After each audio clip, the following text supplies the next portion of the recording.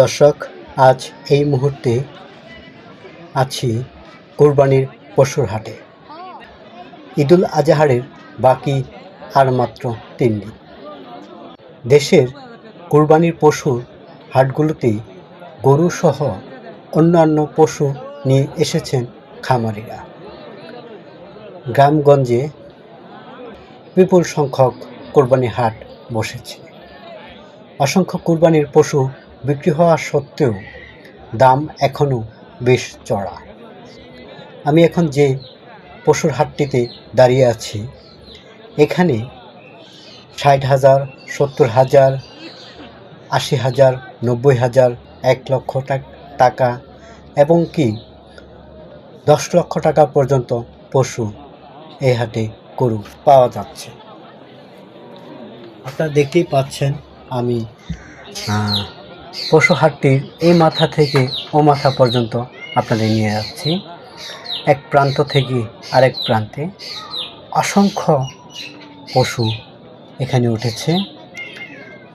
পাশেই ছাগলের হাট আপনারা দেখতেই পাচ্ছেন।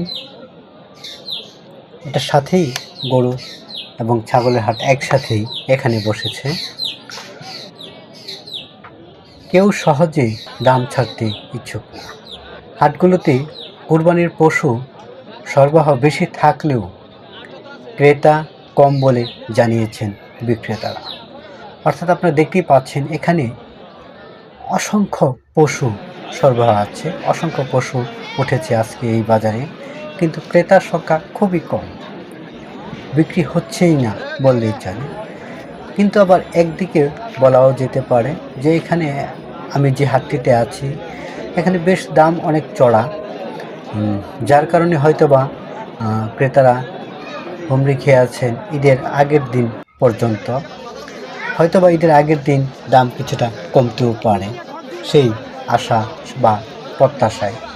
অন্যদিকে দামের সঙ্গে পাল্লা দিয়ে পড়ছে না ক্রেতারা।